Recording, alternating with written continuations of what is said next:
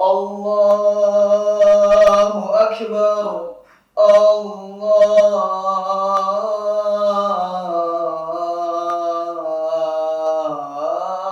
Akbar. Pecah tangisan para sahabat saat itu.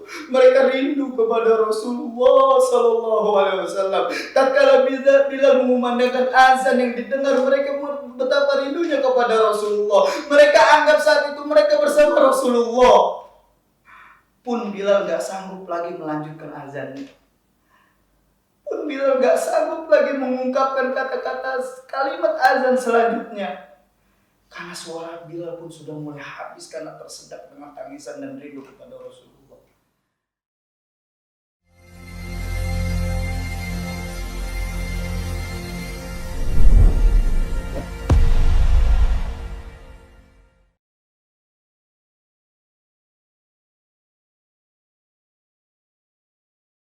Bismillahirrahmanirrahim. Assalamualaikum warahmatullahi wabarakatuh.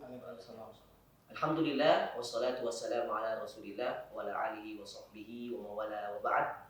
Alhamdulillah sahabat Ta'nur yang dimuliakan Allah Subhanahu wa taala, kembali lagi di hari yang dimuliakan Allah Subhanahu wa taala. Kita saat ini bersama Ustaz Sahal Hafizahullah, dan juga kita ditemani dengan perwakilan pimpinan cabang Serpong Ta'nur, ya, ada Pak Bayu dan Ibu Desi, yang insya Allah pada hari ini kita akan membahas seputar tentang umroh. Tapi yang akan kita bahas adalah bagaimana keadaan umroh dalam masa pandemi atau kita sebut dengan masa new normal ini. Nah, tentu insya Allah kita akan bahas bersama dengan Ustadz Sahal selaku insya Allah yang akan menjadi pembimbing umroh di Ta'nur, dan juga bersama perwakilan cabang Ta'nur yang ada di Serpong. Sebelumnya saya ingin menyampaikan hadis singkat dari Rasulullah SAW membuka obrolan singkat kita ini. Bagi yang sudah kangen banget sama umroh, ada hadis yang diriwayatkan oleh Abu Hurairah radhiyallahu anhu, dikatakan dalam hadis ini, al-umratu ilal umrah kafaratul lima bainahuma. Umroh yang satu yang sudah kita lakukan dengan umroh yang akan kita lakukan itu ada penggugur dosa di tengah-tengahnya. Ya wal hajju al mabrur, dan haji yang mabrur laisa lahu jazaa'un illal jannah. Jadi yang sudah kangen umroh ini tentu sudah tahu hadis ini, bahwasanya kita ketika sudah umroh kemudian ingin niat umroh lagi, di tengah-tengahnya ada pengguguran dosa. Ini luar biasa. Tapi ada pertanyaan bagi kita semua, bagaimana ketika kita ingin umroh di masa new normal ini? Nah, insya Allah kita akan bahas singkat ya di obrolan santai ini bersama Ustaz Sahal dan pimpinan cabang Ta'nur Serpong. Baik, saya langsung menanyakan saja tentang bagaimana sih ya umroh new normal ini, karena kita tahu kemarin 1 November sudah dimulai dibuka oleh pemerintah Saudi, dan kita dapatkan banyak sekali info yang kadang-kadang kita sendiri juga tidak tahu apakah ini benar apa tidak. Nah, untuk memastikan kebenarannya dan bagaimana kondisi umroh nanti di tengah pandemi ini, nanti kita langsung tanyakan kepada Pak Bayu dan Ibu Desi. Assalamualaikum Pak Bayu dan Ibu Desi. Ya, ini jamaah banyak yang nanya ini. Ya, kebetulan Ta'nur juga saya lihat sudah mulai mempromosikan untuk umroh new normal ini. Nah, persiapan apa saja sebenarnya yang harus disiapkan jamaah, khususnya bagi yang ingin berangkat bersama kita nih, dalam program Ta'nur khususnya di cabang Serpong? Bismillahirrahmanirrahim. Assalamualaikum warahmatullahi wabarakatuh. Sebelumnya kami perwakilan Ta'nur Serpong mengucapkan terima kasih atas kesempatannya. Kebetulan biar sahabat Ta'nur juga tahu, alhamdulillah nih, kami dari Ta'nur Serpong ini bekerja sama dengan Masya Allah media dakwah dua-duanya, yaitu TLC TV yang di bawah pimpinan Ustadz Sahal Mudogori, dan juga di Markas Hijrah Indonesia di bawah pimpinan Ustadz Abdul Rahman. Kebetulan alhamdulillah juga kedua-duanya adalah pembimbing, insya Allah pembimbing umroh di Ta'nur Serpong. Seperti yang kita ketahui tadi, alhamdulillah akhirnya dari pihak Saudi telah membuka umroh secara internasional, dan alhamdulillah di Indonesia dan Pakistan memang yang terlebih dahulu untuk melakukan trial sifatnya. Dan memang dari kegiatan-kegiatan umroh yang sudah dilaksanakan per tanggal 1 November itu ada beberapa persyaratan yang nantinya persyaratan itu memang beda daripada umroh yang sebelumnya. Kalau sebelumnya kan mungkin persyaratannya tidak terlalu ribet ya. Nah sekarang ini saya banyak mendengar ada persyaratan karantina dan lain sebagainya. Itu bagaimana? Nah itu detailnya bisa coba Ibu Desi jelaskan. Ya, Assalamualaikum warahmatullahi wabarakatuh. Waalaikumsalam. Terima kasih semua atas waktunya. Memang alhamdulillah umroh sudah dibuka pas 1 November kemarin. Cuma memang karena statusnya sebenarnya masih trial. Jadi pihak Saudi masih ada perubahan-perubahan kebijakan. Gitu kan. Seperti yang kita tahu di awal itu kan syaratnya masih umurnya itu 18 sampai 50 tahun. Lalu PCR sebelum kita berangkat itu paling lambat 72 jam sebelum keberangkatan. Gitu. Harus ada PCR di sini. Lalu pas setelah itu ada lagi nih karantina 3 hari kita tiba di Saudi. Lalu sekarang kamarnya pun udah nggak boleh berempat. Kamarnya sekarang double. Harus double. Dan hotelnya pun udah bintang 4 dan bintang 5. Jadi udah nggak bisa lagi bintang 3 atau yang gimana. Jadi posisinya pun kalau bisa diharapkan yang dekat dengan haram pastinya. Untuk mempermudah akomodasi para jamaah untuk melakukan umroh. Jadi tidak semua bintang 4 dan bintang 5 melayani jemaah, Ustaz. Iya. Jadi memang sudah ditentukan nih dari pihak Saudinya bintang 4, bintang 5 yang boleh melayani para jemaah. Lalu kemudian ada perubahan lagi, seperti biasanya kita itu makan prasmanan.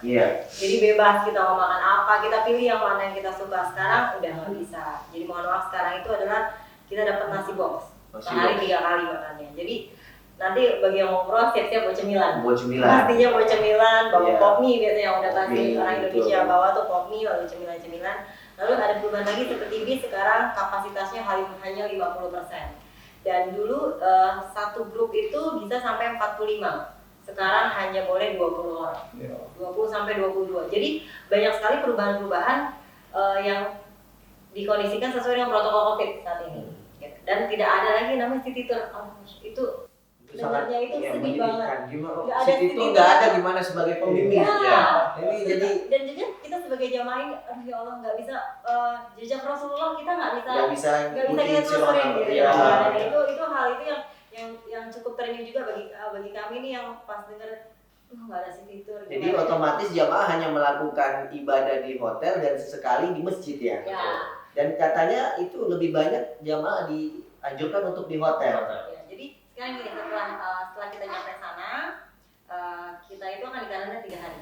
Nah, H-1 sebelum kita umroh, kita di PCR. Pada saat positif nggak boleh. Karantina lagi. Tapi kalau negatif kita boleh umroh. Nah, info awalnya adalah setelah kita sudah negatif PCR, kita melakukan umroh, kita sudah boleh bebas melakukan ibadah sholat 5 waktu di haram. Tapi lagi-lagi ada perubahan dari Saudi, di mana setelah kita melakukan umroh disuruh balik lagi melakukan karantina 2 hari.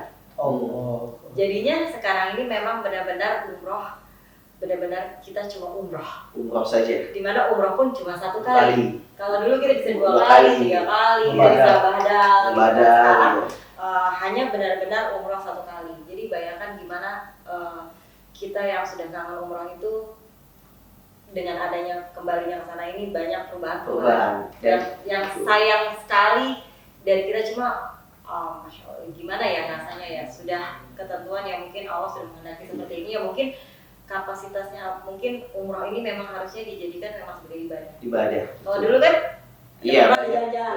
Mungkin ada hikmahnya di sini juga, ada jamaah lebih fokus dan betul-betul sungguh-sungguh ketika dia berangkat umroh, agar ketika dia depan Ka'bah dia paksa untuk menangis. Karena sekarang mungkin dalam kondisi saat ini tidak mungkin jamaah bisa leluasa untuk bolak-balik hotel Ka'bah yang dulu seperti kita rasakan.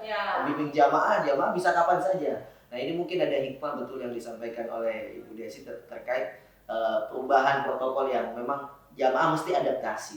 Nah dari pembimbing nih bagaimana? Di Tanur sendiri ini kan saya rasa punya program ya, kita tahu Tanur ini punya program yang luar biasa. Dan sendiri juga ikut mengkonsep bersama Ustadz Sahal. Jadi insya Allah jamaah tidak usah khawatir, karena apa yang mungkin jamaah tidak dapatkan di sana kita akan bekali di sini, gitu ya Ustadz ya.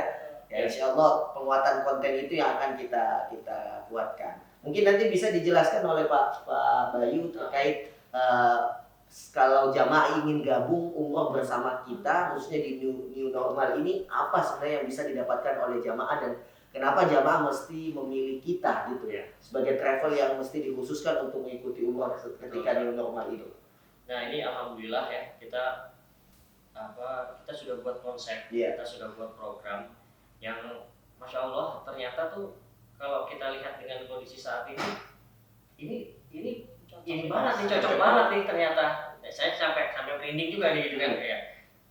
Jadi kenapa sih sahabat Tanur nih harus milih travel Tanur Serpong gitu ya? Karena ternyata kita memang punya program yang sebelumnya kita buat sebelum masa Covid ini kita buat, yaitu pertama nih, jemaah dibekali keilmuan pra dan pasca keberangkatan, itu baik offline maupun offline. Jadi nantinya jemaah yang daftar ke Tanur Serpong itu akan dikumpulkan Ustaz dalam satu wadah di WA, dibimbing dan akan dibina. Nah, bimbingannya itu mungkin lebih pastinya Ustaz Faisal coba silakan karena kita sudah berkoordinasi membuat konsep yang masya Allah. Nah, dan terkait konsep ini yang tadi sudah dijelaskan oleh Pak Bayu, kita akan ada bimbingan keilmuan, dan ini adalah salah satu ciri khas di Tanur Serpong. Nanti akan membimbing adalah Ustaz pembimbing, termasuk saya, Ustaz Sahal, Ustaz Furqon, dan tidak menutup kemungkinan kita akan mendatangkan Ustaz-Ustaz yang lain yang insya Allah yang mungkin notabene ini Ustaz nasional yang sudah terkenal untuk bisa mendampingi para jamaah berangkat umroh bersama Tanur. Nah, salah satu kelebihan dan keunggulan di Tanur Serpong ini yang sudah kita buat adalah adanya pembekalan keilmuan. Ibaratnya jamaah sebelum berangkat umroh akan sekolah umroh dulu bersama kita. Kita akan ajarkan seluruh tata cara umroh dari rukunnya, syaratnya, segala macam, doa-doanya. Jadi ada bimbingan sampai jamaah itu betul-betul siap untuk berangkat umroh. Karena saya mendapatkan info juga di sana sudah tidak ada lagi mutawif. Ya, mutawif itu adalah guide atau pembimbing umroh yang memang berasal dari Indonesia. Jadi otomatis jamaah sudah harus mempersiapkan keilmuan yang matang ketika sampai di Saudi sehingga tidak bingung lagi. Nah, alhamdulillah di program Tanur Serpong ini membekali itu semua. Nah, salah satu yang kita akan bekali selain fikih umroh, kita juga membekali tentang bagaimana pengetahuan jamaah terkait seputar umroh itu. Kemudian ada sirah nabawiyah, kemudian ada tadabbur Al-Quran, ya, dan keilmuan yang lainnya yang menunjang jamaah semua untuk bisa umroh lebih khusyuk lagi. Karena waktu yang kita dapatkan di sana yang sudah dijelaskan oleh Ibu Desi memang sangat terbatas dan sangat rugi kalau kita nyampe sana, Ustaz ya, tidak sungguh-sungguh dalam ibadah, apalagi tidak hafal, ya, apalagi bingung nggak hafal doanya. Lihat Ka'bah kita bingung mau apa, atau tutup. Makanya di sini ini kelebihan dari Tanur Serpong sendiri, di mana jamaah itu diharuskan untuk siap dan matang sebelum berangkat. Jadinya di sana dia tahu di sini doanya apa, melihat Ka'bah doanya apa, pada saat sa'i doanya apa. Karena nanti mutawifnya kan sudah orang Saudi. Buat orang yang nggak bisa bahasa Arab kan repot ya. Tapi insya Allah tenang saja kalau berangkat sama Kak Nur aman. Aman. Sebenarnya sebelum Covid ini Ustaz Sahal sudah siap untuk membimbing jamaah semua, ya, napak tilas tentang jejak Nabi. Bagaimana Ustaz? Untuk melihat kondisi ini Ustaz. Silakan. Alhamdulillah dengar kabar yang begini, pertama kita pasti menangis. Kita pasti merasa kok begini amat. Kalau ada ketahui kok begini amat ya, kok efek Covid sampai begini terhadap ibadah umroh. Makanya bisa dikatakan umroh kita tuh kayak ya nanti bakal nggak berbekas dong, karena tadi nggak ada itu.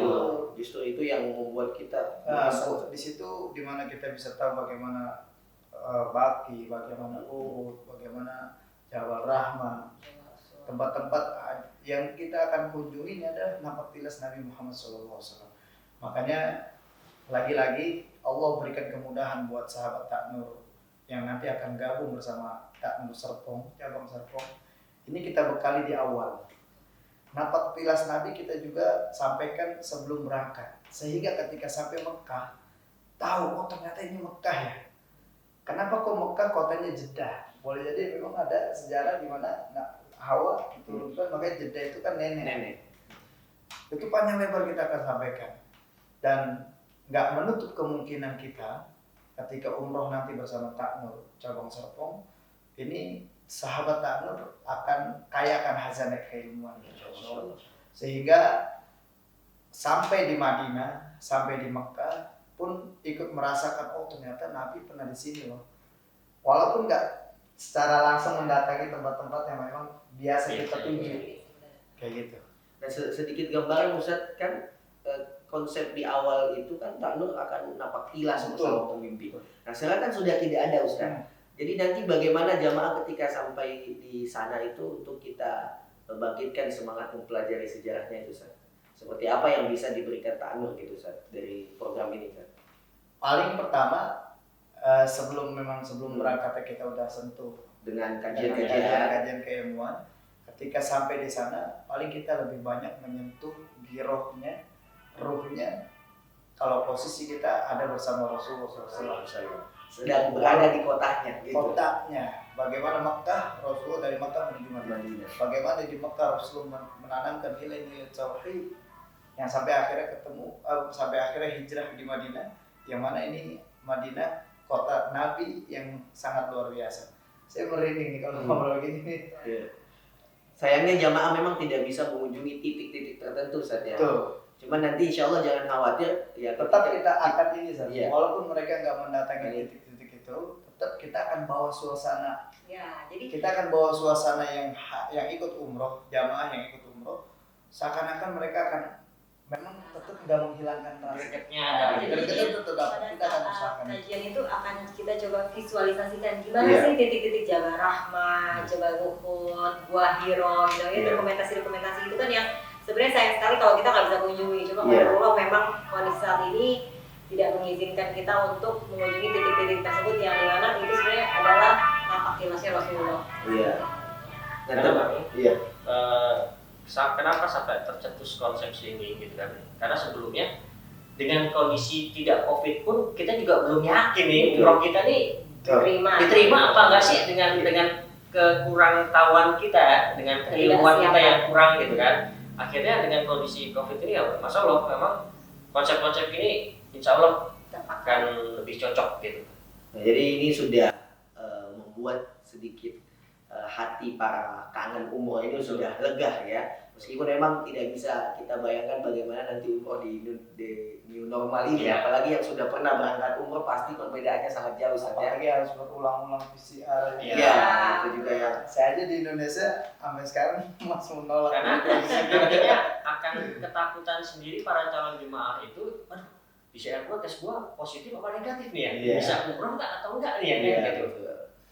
Nah, untuk meyakinkan jamaah itu sendiri agar dia bisa tenang umroh dengan ta'nur nih, apa saja sih yang bisa nanti didapatkan jamaah-jamaah ya ketika umroh dengan ta'nur? Fasilitas selain azana keilmuan ini apa ada fasilitas lain, bimbingan lain gitu Pak Bayu? Nah, insya Allah akan ada terus karena kebetulan media dakwah yang kita kerjasama ini, TLT TV dan Markas Hijrah ini, Masya Allah cukup banyak kajian-kajian ya Ustaz ya.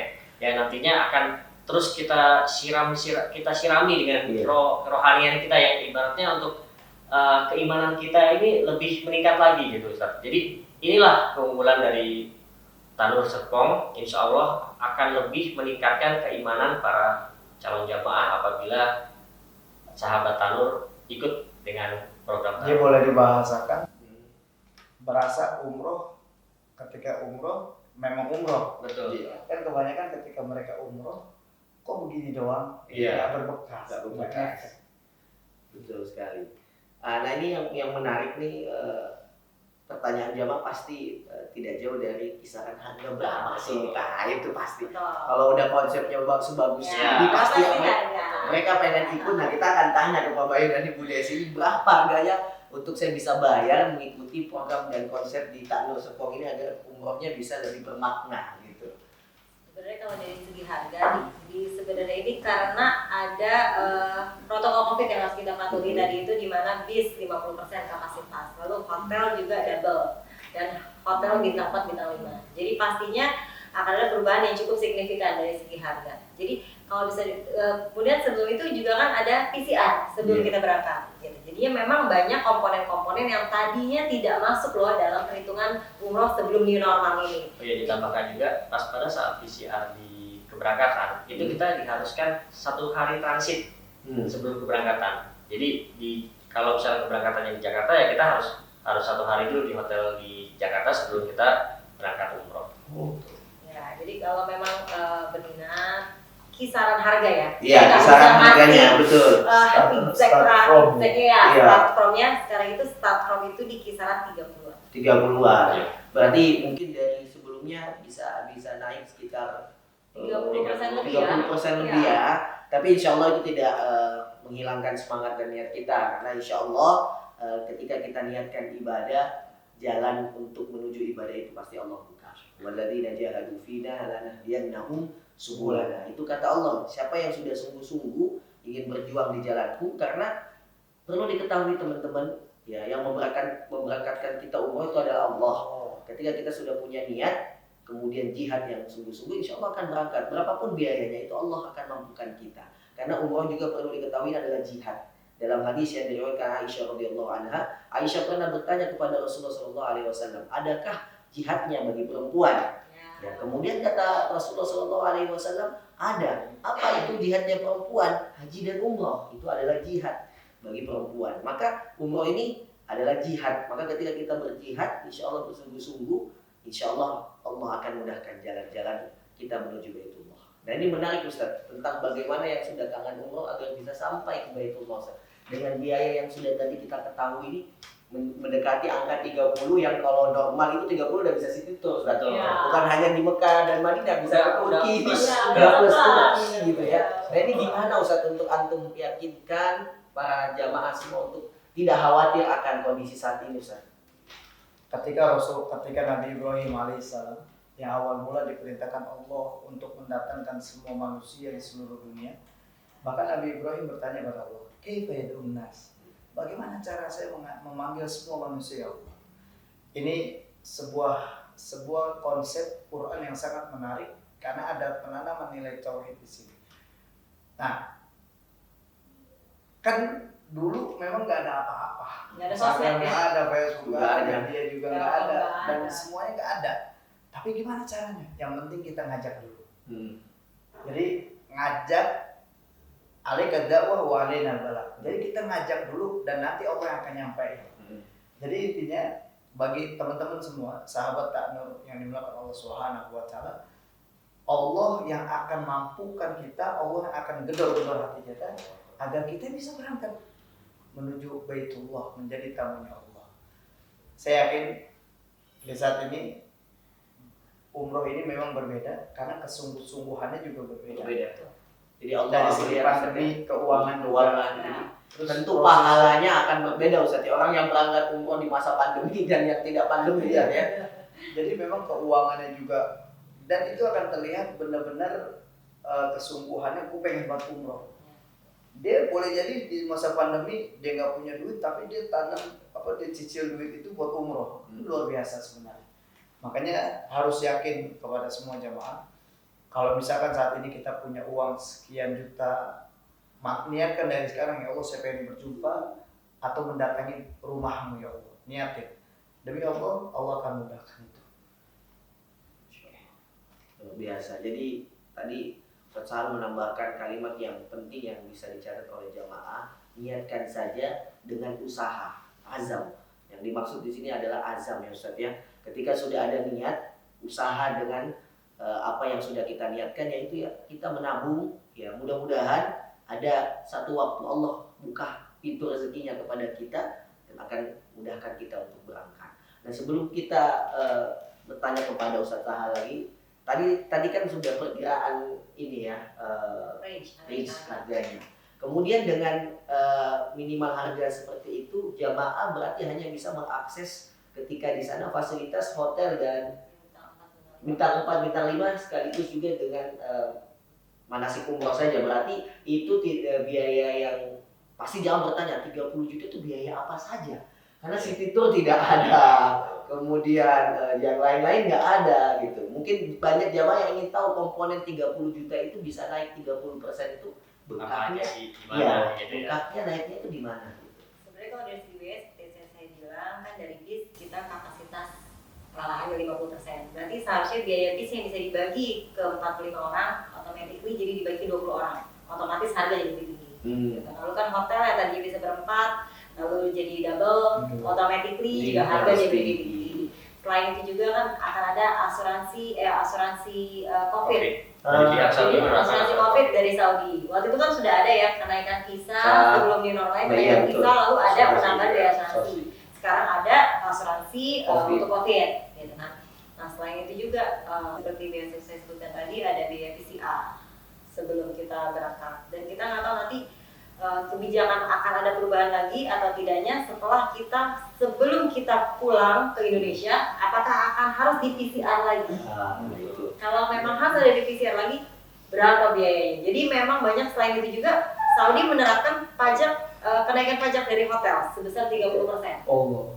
Jadinya banyak komponen-komponen yang mungkin orang bilang, itu 30 juta bayar apa ya? Iya. Kan waktu itu 25 sudah bisa Iya.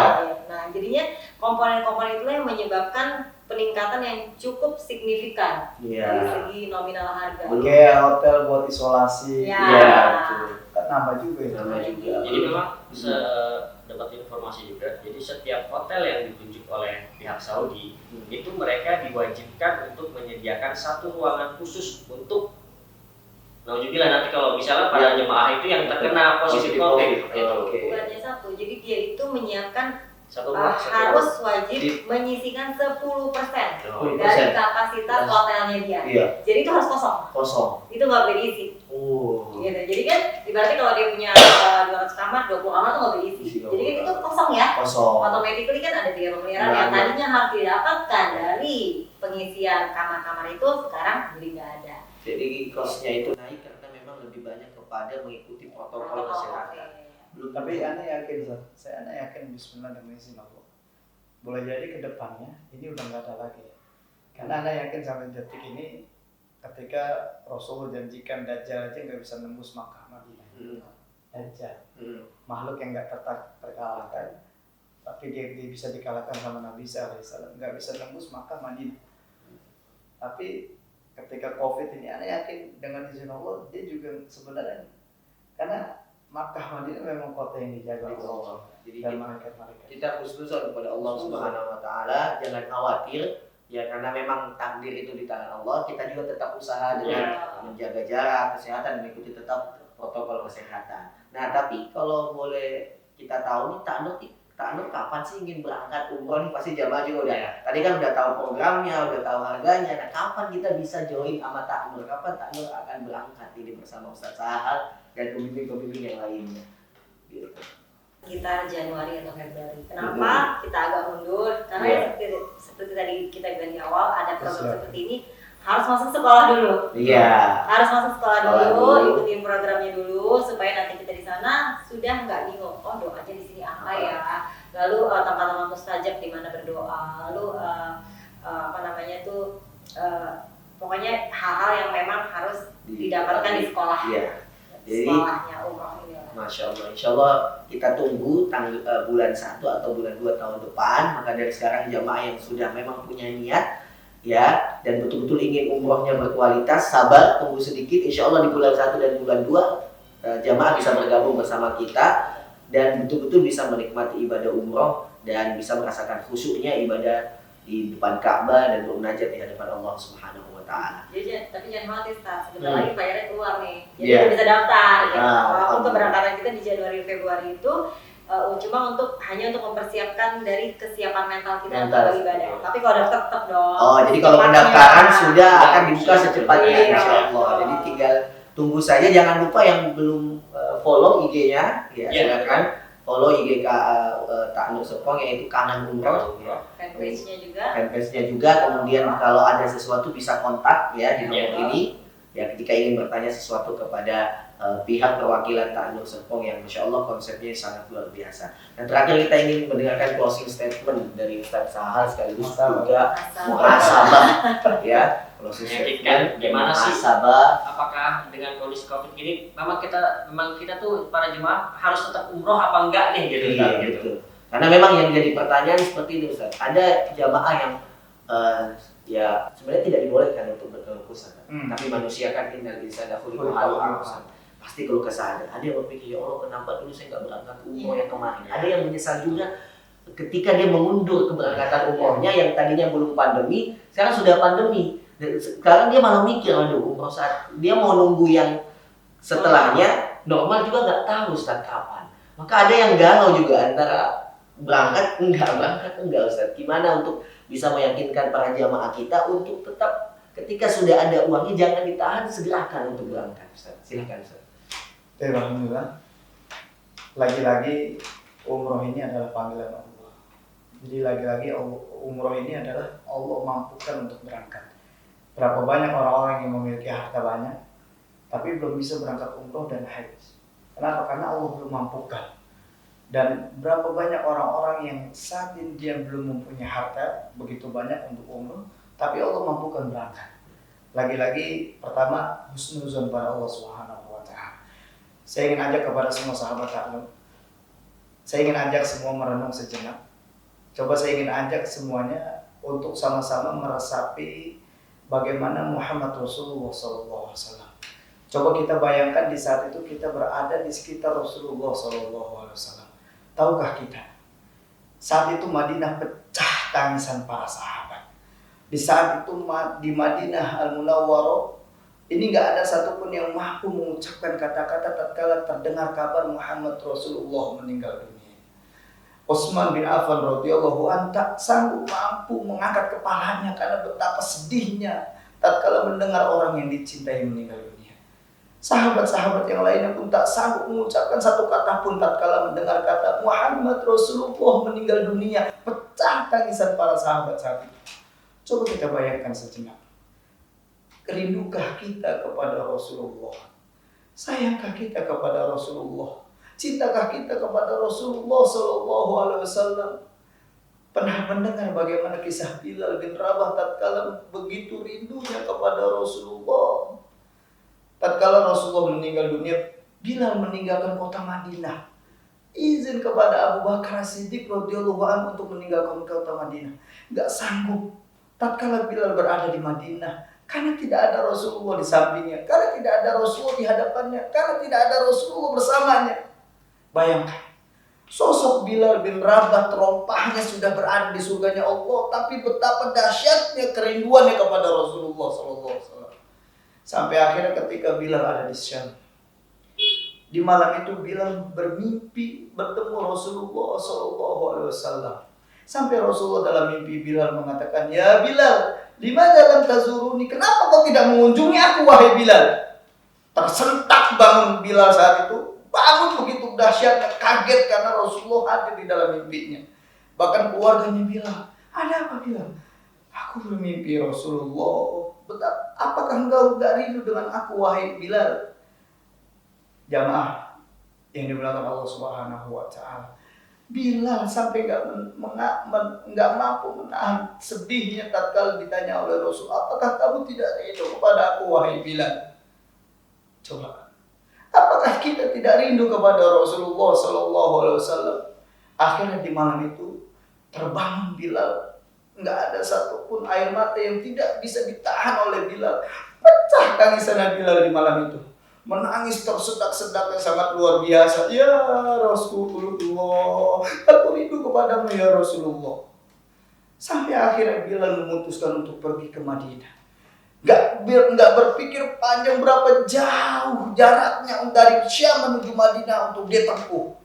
Nggak peduli. Saya harus terus menuju Madinah. Saya rindu kepada Rasulullah. Ketika sampai Bilal di kota Madinah,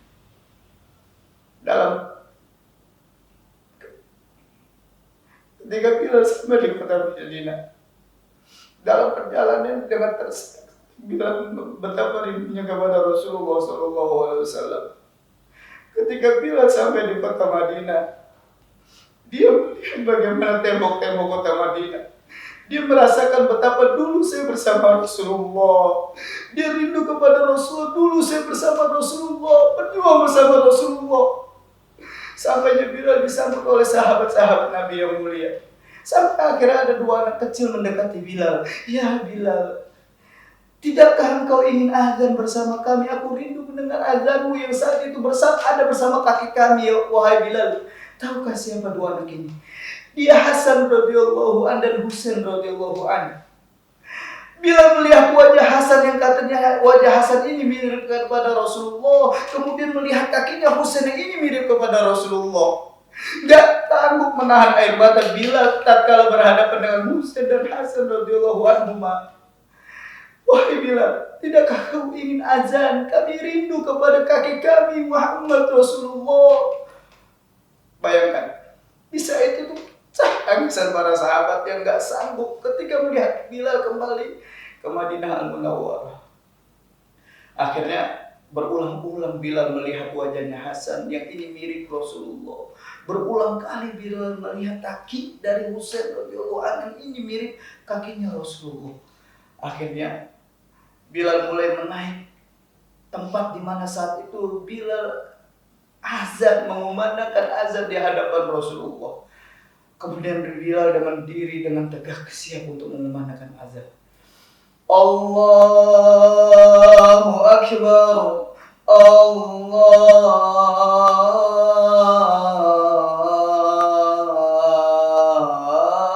Akbar. Pecah tangisan para sahabat saat itu. Mereka rindu kepada Rasulullah Sallallahu Alaihi Wasallam. Tatkala Bilal mengumandangkan azan yang didengar, mereka betapa rindunya kepada Rasulullah. Mereka anggap saat itu mereka bersama Rasulullah.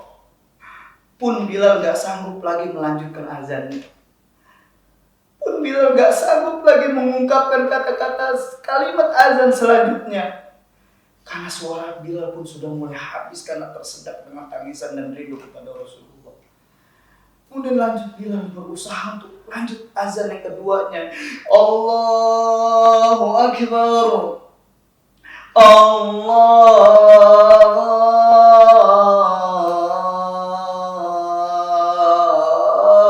Akbar. Tangisan para sahabat. Bahkan satu pun gak ada yang sanggup mengucapkan satu kata pun. Mereka rindu kepada Rasulullah. Mereka merasakan betapa dahsyatnya, betapa indahnya bersama Rasulullah di saat itu. Asyhadu an la ilaha illallah, asyhadu an la ilaha illallah. Bayangkan jamaah yang dimuliakan Allah Subhanahu wa taala. Tatkala Bilal mengucapkan kalimat asyhadu anna Muhammadar Rasulullah. Bahkan Bilal jatuh di tempat adzannya. Asyhadu an Muhammad Rasulullah, mengucapkan kata Nabi Muhammad Sallallahu Alaihi Wasallam. Bayangkan, ini sekelas Bilal radhiyallahu anhu yang merasakan rindu yang dahsyat kepada Rasulullah. Saya ingin ajak kepada semua sahabat yang dimuliakan Allah Subhanahu wa taala. Tatkala kita mengunjungi Baitullah, tatkala kita datang untuk berkunjung ziarah ke makam Rasulullah, ini pun belum bisa menghilangkan kerinduan kita kepada Rasulullah Sallallahu Alaihi Wasallam.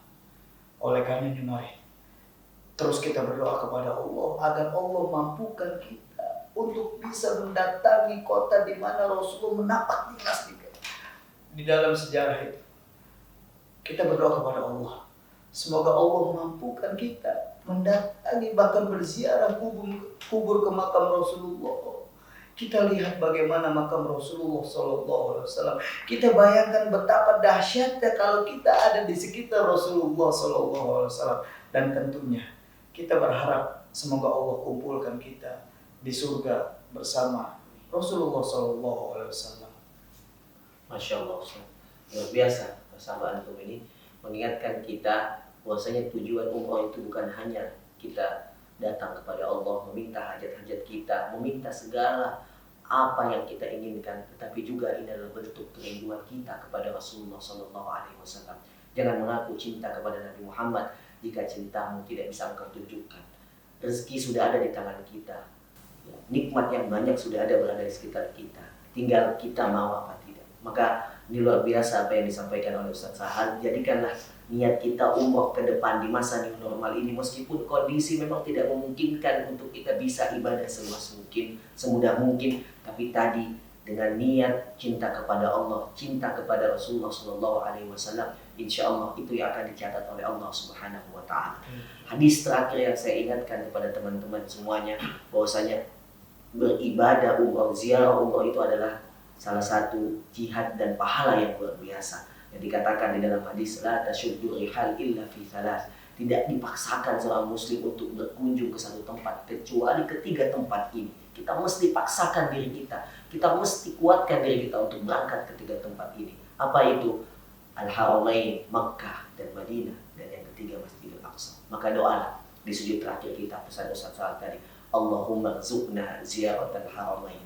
Ya Allah, rezekikanlah kami semua, keluarga kami, sahabat yang kami cintai, untuk bisa berangkat ke kotamu yang suci, Makkah Al-Mukarramah dan Al-Madinah Al-Munawwarah. Maka jangan lupa berangkatnya sama Pak Nur, ya. Itu dia yang paling penting. Ya, barakallahu fikum.